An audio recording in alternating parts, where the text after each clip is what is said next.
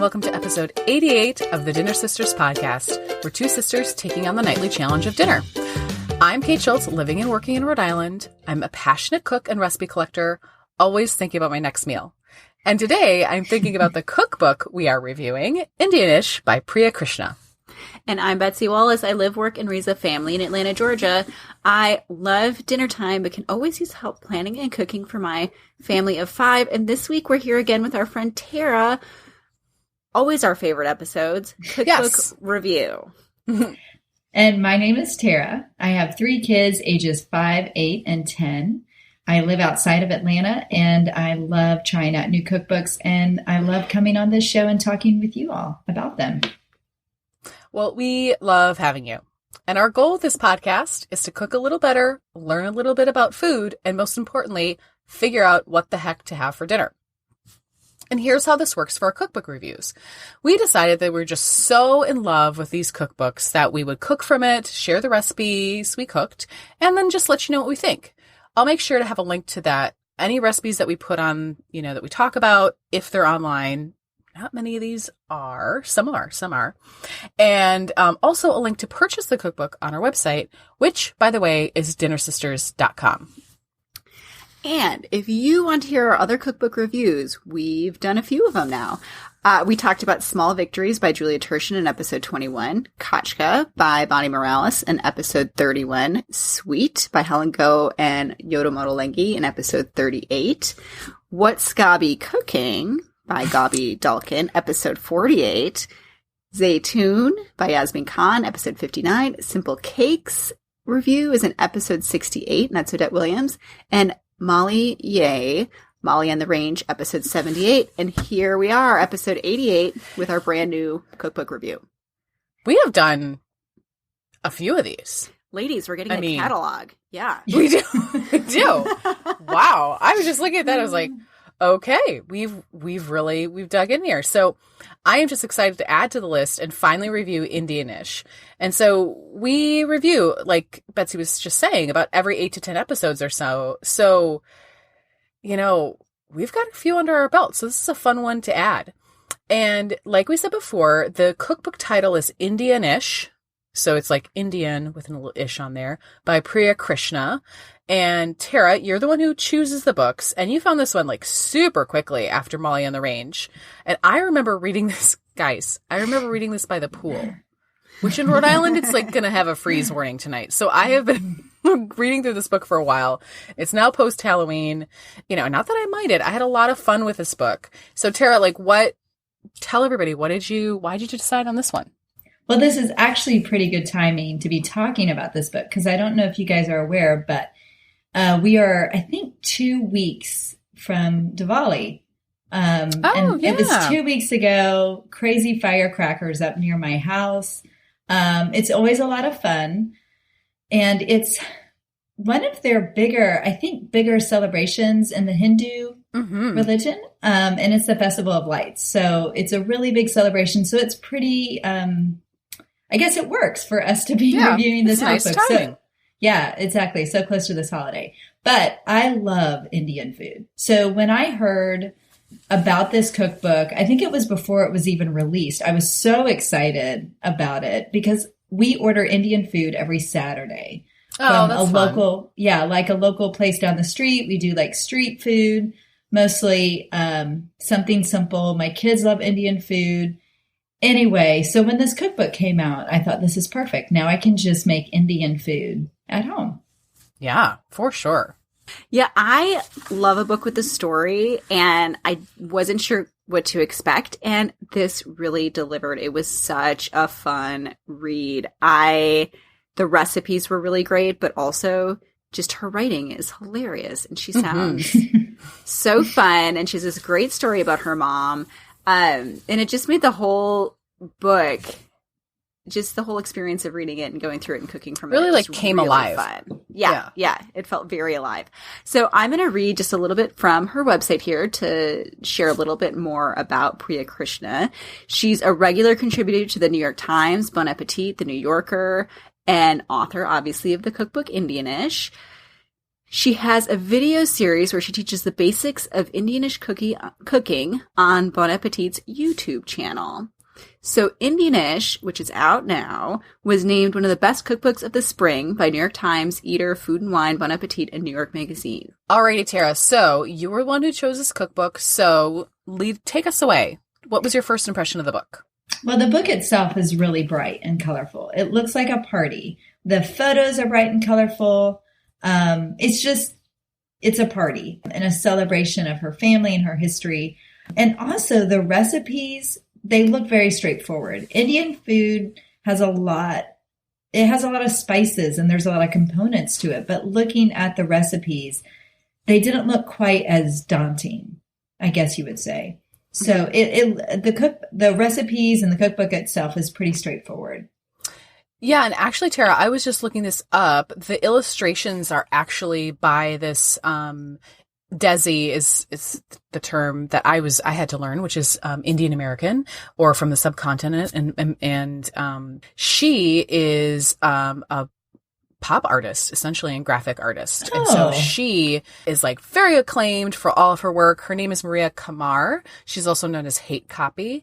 And so is the one who did all the illustrations for the book, which I think is really fun. Yeah, so it's definitely a collaboration. Yeah, that's a neat component to add into the book. Mm-hmm.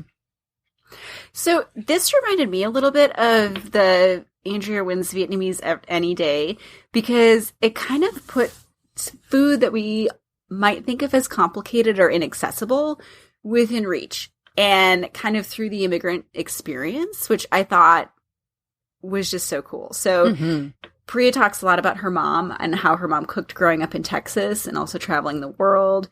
And there's just so many influences. And I love how she approaches this from a way that just reminds you that you can do these things at home, and anyone can kind of find most of these ingredients and do it at home.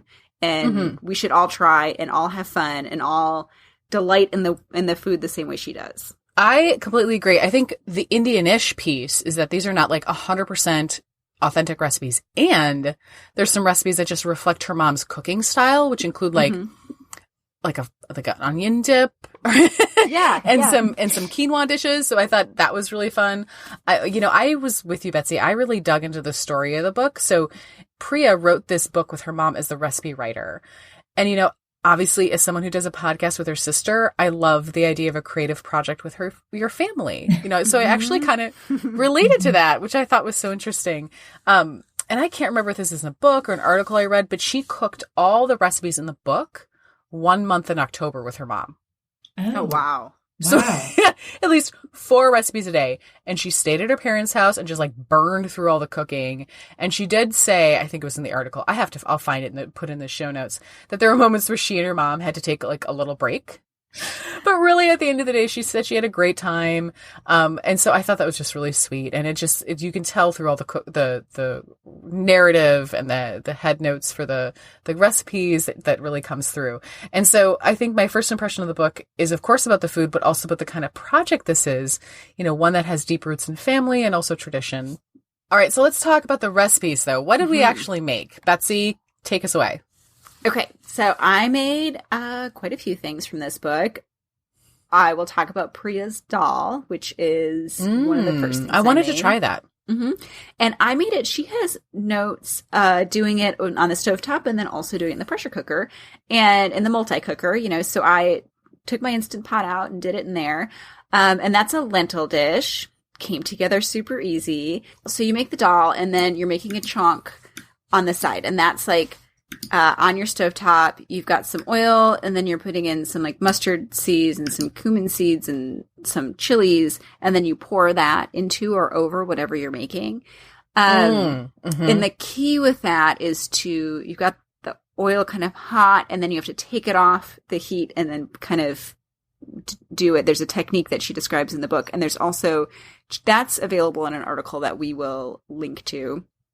So you're basically just toasting the spices and getting those flavors started, I guess, with the oil.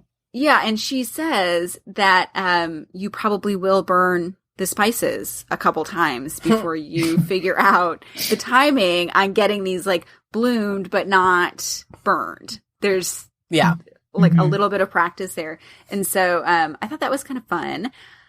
And then I also did this. So she says, take this chunk, this kind of oil mixture, and she's got a couple different ones of them, and then pour it over nachos or just like pour it over things. It gives you this kind of like delicious Indian, flavors, seasonings. So I actually made a sheet tray meal one day. I was, had some leftover potatoes and some kielbasa and some Brussels sprouts and things like that. And I made that chunk and poured it over the top of the sheet bake. And it was delicious. I thought that tip was especially great and something that I'll take away from this book. Yeah. Tara, what did you make? I made per usual, I made a lot of recipes in this book. That's not a surprise. I'm always an overachiever. But and I've had this book, I had it most of the summer, and I checked it out from the library 3 times. Oh my gosh. So so I tried out a lot of the recipes. I'll be honest, some of the recipes I had to go by my own knowledge of cooking to kind of get them to the way I thought they should be. But there were definitely a few that really worked out. One of them was the roasted aloo gobi. My whole family loved the dish. It's just basically cauliflower and potatoes that are cooked. And then you add I guess what you would call the chunk at the very end. And we just had it. I think we actually made the dal as well to go with it. Or maybe that was the night we made the matar paneer to go with it. I think that's what we did. So we a lot of nights, Tara. Yeah, I'm telling you, I cooked a lot from this book. But everybody in my family likes cauliflower and potatoes, so that worked out really well. And it was really, it looked really good. If you look at the picture in the book, it has a yellow color because it's crisp on the edges. It was really, really good. So we really enjoyed that. And I also made, another thing I made was the aloo parathas. Thank you very much. Which was kind of like mashed potatoes that you stuff inside of like dumpling. It's like a dumpling with mashed potatoes inside, and then you fry them. My husband and I made these together one night after the kids went to bed because it does take some time, but these were outstanding. They were delicious, as you can imagine. But yeah, they were really good, really flavorful, and I would probably make those again. Yum. So I made 2 of her bean-based dishes, the chole, which is a chickpea stew with tomatoes and onions, and you use canned chickpeas, and so it only takes like 20 minutes, which was delightful. And it was really vibrant. And so one thing she says is that when you're making these recipes, to use fresh tomatoes, even if the tomatoes aren't that great, and that it just adds like fresh note to it that you just don't get otherwise. And I really found that to be the case. And I was like, oh, it adds like a little bit of bite and acidity that you don't get from a canned tomato. So normally I would cheat and use canned tomatoes, but I was kind of glad I didn't. So that was a good thing to learn. And I also made the dal with the caramelized onions, which was like fantastic. I just like ate that up for lunches. It was, you kind of do this layers of the rice and then the dal, which is, this one was white mung beans, I think, that she used, that you kind of simmer a little bit with the onions and the spices. And then you make caramelized onions that go over the top. And she talks about in the recipe how it's one of those things where, like, as a kid, you just pick off the caramelized onions and Mom would like slap her hand a bit. And I can tell why, because it was just really delicious. So the dal dish had the chonk, which was amazing, Betsy. I'm totally into it. And it brought things to the next level. So I really, like, that's something I'm going to keep in my back pocket, because that was like, oh. And you know what? It reminded me of that chickpea dish, Betsy, that we made last episode, where you could do the oil drizzle on the top. Yes, I thought about that too. I thought, oil drizzles, that's a thing that I'm learning about. Yeah. There's so many ways you could do that. I'm thinking about right now with like sweet potatoes and cumin and oil. Oh, yeah. Yeah. That sounds amazing. Delicious.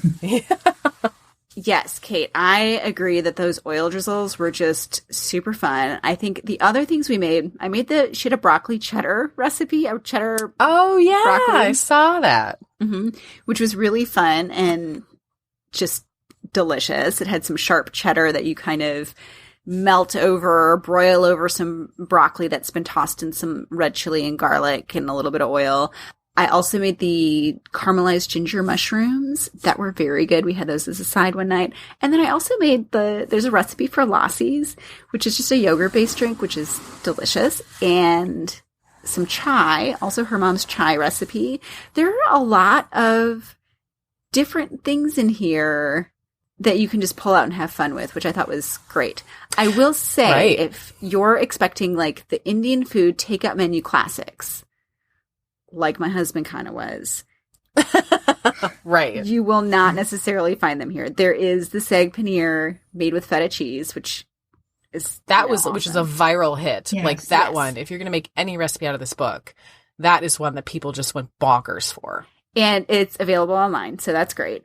I thought it was really fun, and we really liked the food, and it was a way to kind of break out of that, what you might think about as Indian food. So yeah, these recipes too, like Betsy was mentioning, like they're simple recipes.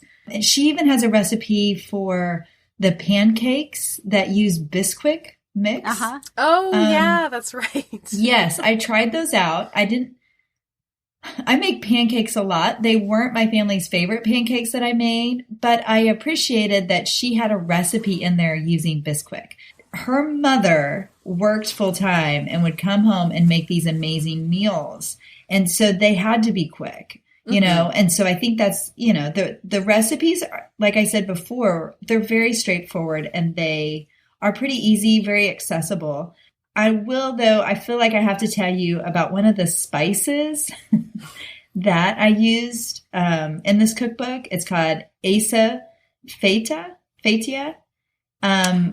Yes. You can only find it really online or in an Indian grocery. She talks about it in her videos. She talks about it in the book. And I had to double bag it because it was in a bottle. I had to double bag it after I opened it because the smell was so strong. And I had to eventually throw it away because it was causing my tea bags to have a certain taste.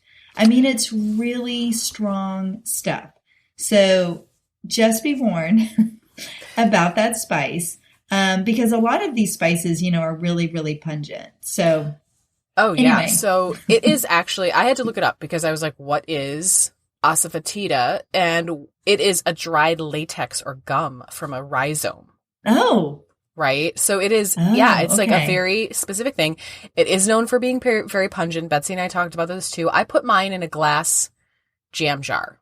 And that seemed to work? Yeah. So plastic is not going to do it. Okay. You need to have like something that's non-permeable. But once I put it in the glass jar, it was fine.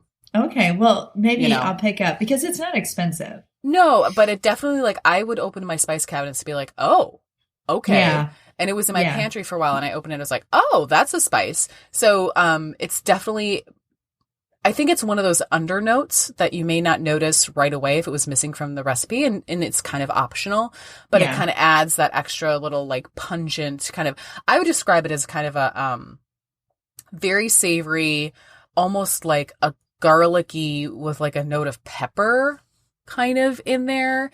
It's definitely not something that you would normally, you may not have smelled before, but it smells very similar to an allium. Like the leeks and the onions and the garlic, that kind of thing. I will say too, I have a friend who needs to go on a low acid diet, and her doctor recommended this. So when I was picking it up for this, when I was picking it up for this cookbook review, I got her some as well because I was headed to the Indian grocery store and I found it, and she was happy about that. But she said it's in a lot of the like low acid cookbooks and recommendations for that. So I can see that. Good tip about the glass jar. You're welcome. That's my science teacher training right there. Find a non-permeable substance. Then none of those molecules will leak out, guys. Yes, and go into your tea bags. Mm-hmm. Oh my gosh. So I have a list. So James, of course, loved every bean recipe I made because he would eat beans till the end of time, which is wonderful. But I still had some recipes that I was dying to try. I didn't make any of the chutneys. I didn't get into any of that when I really wanted to do that. There was like a peanut one that looked really good. There were some lentil pancakes. Mm-hmm. that had like some fresh curry leaves in it. Betsy, maybe you were talking about making those? I don't know. Yes. Yeah. And I did pick up some fresh curry leaves. I am needing to make them. They're on my I know. list. So those looks good. And then Tara, I'm so glad that you mentioned the parathas because that sounds really amazing. Yeah. And that was actually on my list. So I think, honestly, we don't have very large Indian grocery stores in Providence, or maybe I'm missing one and I just haven't been. But we do have a fairly decent couple, little ones that had just like everything I needed, or you can find it on Amazon. But other than the fresh curry leaves, I didn't find I was struggling to look for ingredients, which was nice. Yeah. So, just a little bit extra planning, but most of the things you can make, with not too much effort. Yeah. And if you do have an Indian grocer nearby, I would encourage you to visit it. Mm-hmm. I did see that Betsy posted something on Instagram about visiting the one that's, I think, nearest you, Betsy, and it's massive. The one I think that you went to. But when I looked up an Indian grocer, I think I had 8 to 10 within a 5-mile radius of my house. But going into an Indian grocer is not as intimidating. I actually had, it seems like people there are happy that you're there and they want to show you how to cook. At least the experiences that I've had. I had an old man one time grab my list as I was looking for things, and he led me around the grocery store with my list and told me, oh my gosh. He was like, you don't need this, but you need this. And like, this is my favorite brand. And it was so nice. That's amazing. Yeah. So I don't know. It might be a nice field trip to go to, your Indian grocer, Indian Pakistani grocer down the street. Anyway, it's a fun field trip. Mm-hmm. Yeah, I did go to the Patel Brothers, which is right up the street from us. And it's a large Indian grocer here in Atlanta, but also nationally, I think. Yeah, I think it's a pretty big chain. Yeah, it is. And I bought frozen lotus root, which was there, not very expensive. But I just couldn't fit it in to make the lotus root and jammy tomatoes before we recorded. So I will make it and I will share it on Facebook and Instagram when I do. All right. So speaking of final judgment, our rating, should you buy it?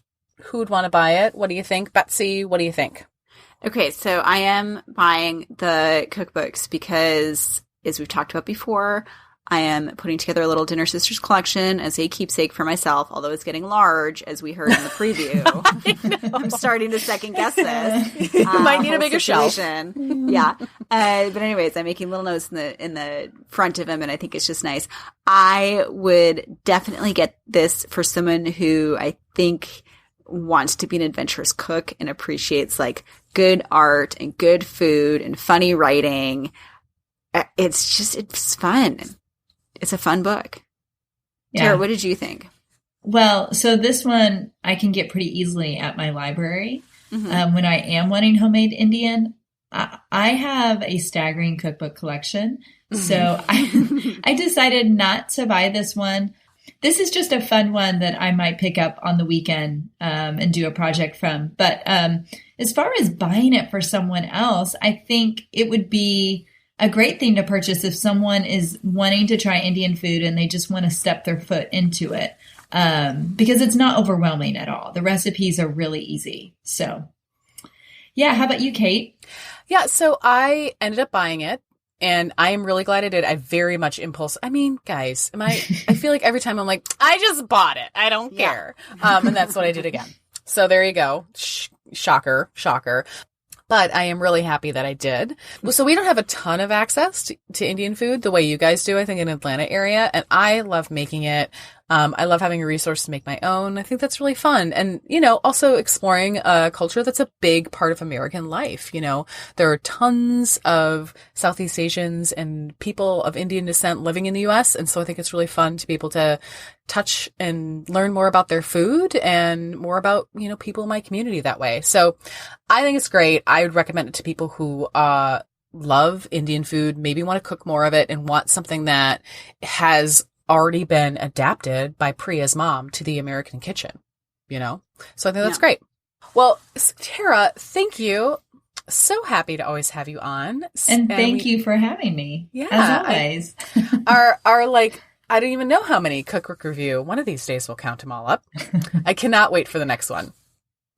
So that's what's for dinner this week in this special episode. See you next time on The Dinner Sisters. We'll save a spot at the table for you. Would you like a little dinner in your inbox every week? Subscribe to our newsletter by going to our website at dinnersisters.com for show notes, grocery lists, and other fun stuff. If you have some dinner or some cookbook ideas, shoot us an email at dinnersisterspodcast@gmail.com. Lastly, as per usual, if you like what you're hearing, please review and subscribe. That's how people get to know us. Thanks, and happy eating.